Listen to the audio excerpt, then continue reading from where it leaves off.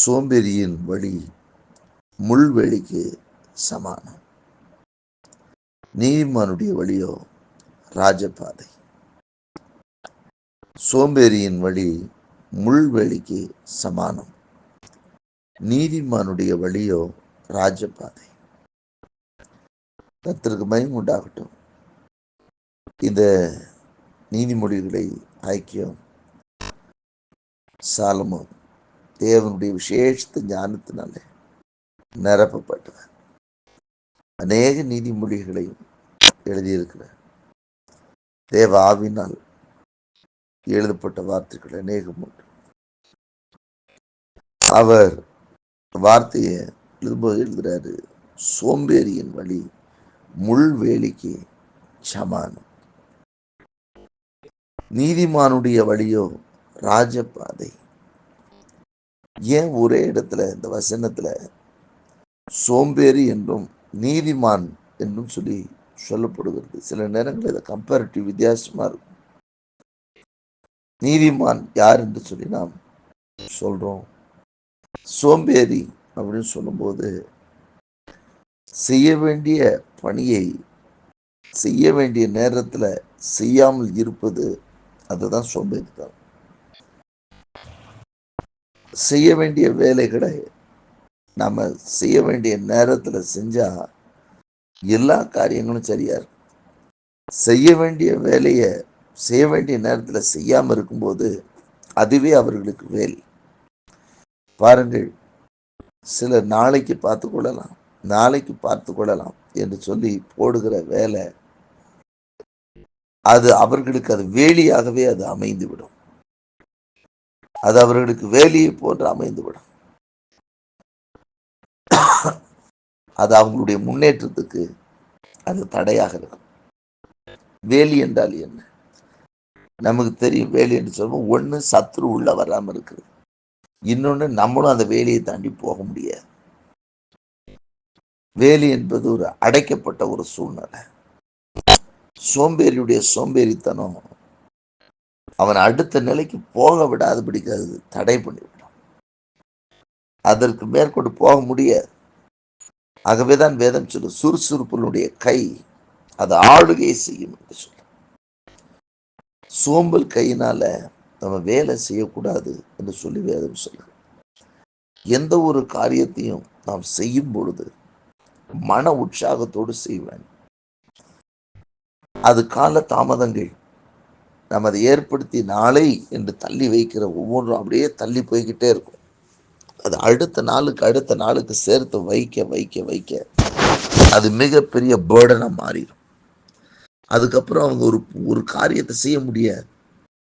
நாளைக்கு திட்டம் பண்ணினது அடுத்த நாளுக்குரிய திட்டத்தை செய்வதற்கு அந்த முந்தின நாள் திட்டம் நீங்க விட்ட இடம் எதற்கு சோம்பேறித்தனம் பட்டமோ அது தடையாக மாற ஆரம்பித்து விடும். அது அடுத்த சூழ்நிலைக்கு போக முடியாதபடிக்கு அதை உள்ளே அடக்கி வைக்கும். அல்லது வேலி போட்ட ஒரு சூழ்நிலைன்னா உடனடியாக ஒரு காரியத்துக்கு போக முடியாதபடிக்கு அது அவர்களுடைய வேகத்தை அது குறைக்கிறதாக மாறும்.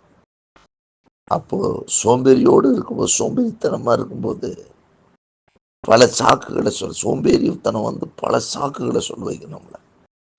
அதுக்கப்புறம் செயல்பட விடாது. அப்ப அடுத்த உயர்வுகளை அடுத்த மேன்மைகளை அனுபவிக்க விடாது. அது முள்வேலிக்கு சமானம் என்று சொல்லுகிறார். அது முள்வேலியை போல நம்ம வேலி போட்டுக்கிறது போல இருக்கும். அதுக்கப்புறம் சொல்ல, நீதிமானுடைய வழியோ ராஜபாதை.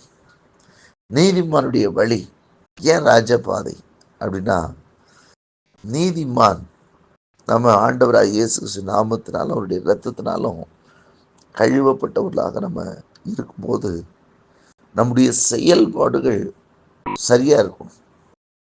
அப்ப நீதிமான் என்ன பண்ணுவோம் அப்படின்னா, சாக்கு போக்கு சொல்ல மாட்டணும். நீதிமான் தன்னுடைய பணியில அவன் ஜாக்கிரதையா இருக்கிறான்.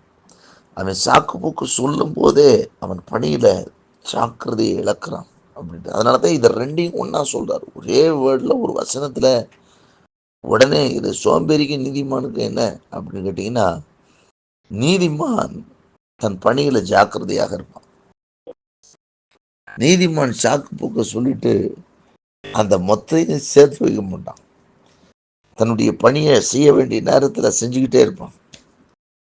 அதான் வசனம் கூட சொல்லுது, ஒரு ஒரு நன்மை செய்யறத கூட செய்யத்தக்க நேரத்தில் நீ செய்யாம போனா அது பாவமாயிடுச்சு.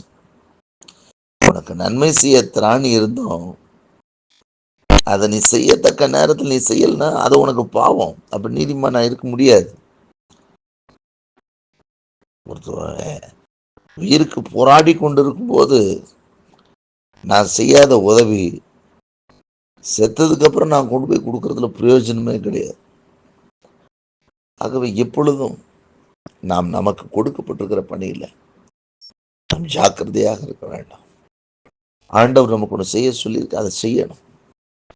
இன்னைக்கு நம்ம ஊழிய பணியிலும் அப்படிதான், ஊழியத்தின் காரியத்திலும். என்னுடைய ஆரம்ப நாட்கள் நான் ரட்சிக்கப்பட்ட புதுசுல ஒரு குறிப்பிட்ட மனிதனிடத்தில் ஆண்டவர் சொல்ல பொழுது அதில் நான் தாமதித்தேன்.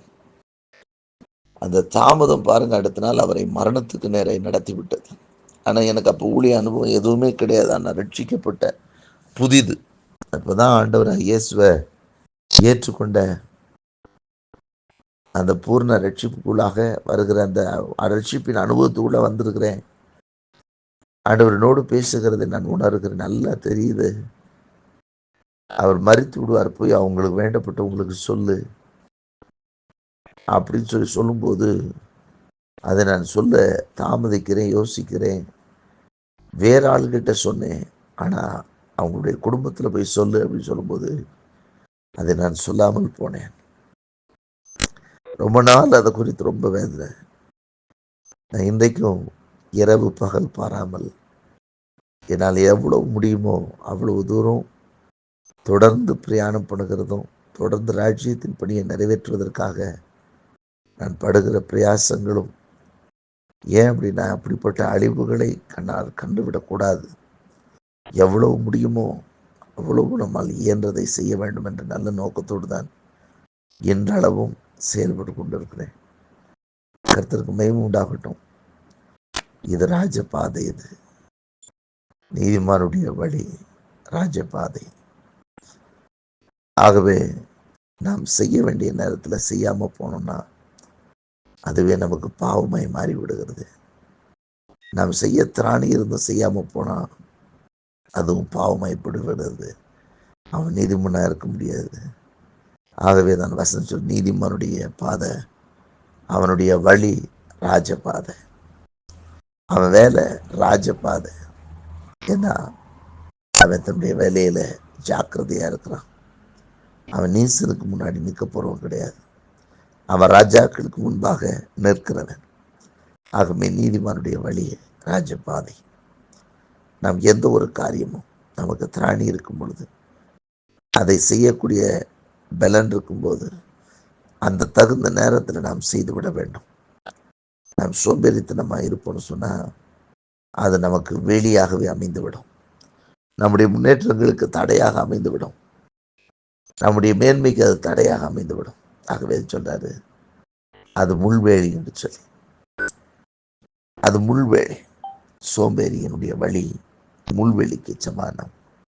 நீதிமானுடைய வழியோ ராஜபாதை. அந்த பாதை ராஜபாதை. செயல்படுவோம். எந்த ஒரு காரியத்தை உற்சாகமாக செய்வோம். கர்த்தர் ஆசீர்வதிப்பார். வேதாகமத்திலே அப்போஸ்தலனாகிய பவுல் ஒரு குறிப்பிட்ட கூட்டத்தை சொல்லும் பொழுது அவங்க பெருவயிற்று சோம்பேறி என்று சொல்லுவார். அவங்க ஓயா பொய்யர் அப்படின்னு சொல்லுவாங்க. சோம்பேறித்தனத்தில் இருக்கிறவங்க அது எப்போ பார்த்தாலும் எதையாவது பொய்ய சொல்லிக்கொண்டே இருக்க வைக்கும். அவங்க நீதியின் பாதையில் நடக்க முடியாது, நீதிமானாக இருக்க முடியாது. ஏன்னா எதுக்கு எடுத்தாலும் எதையாவது ஒரு சாக்க பொய்யா சொல்லிக்கொண்டே இருக்க வைக்கிறது. ஆகவே இந்த நாளிலே கூட நாம் நமக்கு கொடுக்கப்பட்டிருக்கிற பணி, நமக்கு இருக்கிற திராணியில் நம்ம என்ன செய்யணும்னு ஆண்டவர் வச்சிருக்கிறாரோ அதை செய்யணும். பவுல் கேட்டார், ஆண்டவரே நான் என்ன செய்ய சித்தமாக இருக்கிறேன். தாமதமின்றி அவர் எந்திரிச்ச ஆண்டவருடைய ராஜ்யத்தின் பணியை செய்ய அவர் தீவிரப்பட்டார். அது ராஜபாதையாக இருந்தது. நம்முடைய வாழ்க்கையிலும் பல சாக்குகளை சொல்லிவிட்டு ராஜ்யத்தின் பணியும் தவிர்த்து விட்டு போய்விட முடியாது. அதே போல நமக்கு நமக்கு நியமிக்கப்பட்ட ஓட்டத்திலையும் நம்ம ஏமாற்றி கொண்டிருப்போம் என்றால் மொத்தமாய் ஓடி முடிப்பது என்பது கடினமானது. ஓட வேண்டிய காலத்தில் ஓடணும், நடக்க வேண்டிய காலத்தில் நடக்கணும். நட ஒரு காலம் உண்டு, நட்டத்தை பிடுங்க ஒரு காலம் உண்டு. வேதம் சொல்லுகிறது, கட்ட ஒரு காலம் உண்டு, கட்டினதை இடிக்க ஒரு காலம் உண்டு. நம்ம ஓட வேண்டிய காலம், செயல்பட வேண்டிய காலம், செயல்படணும். அது காலத்தில் ஆண்டவர் நேர்த்தியாய் செய்கிற தேவன். நீதிமானும் தன்னுடைய நேரத்தில் தனக்கு நியமிக்கப்பட்ட வேலையை சரியாக செய்வான். ஆகவே அது அவனுக்கு ராஜபாதையாகவே இருக்கும். ஆகவே நாம் சோம்பல் உள்ளவர்களாக இராமல் நாம் நீதிமான்களாக இருப்போம். நமக்கு ஆண்டவர் கொடுத்திருக்கிற பணியில், நமக்கு கொடுக்கக்கூடிய வேலையில் நாம் என்னென்ன செய்யணுமோ அதை சரியாய் செய்வோம். அது ராஜபாதையாக இருக்கும்.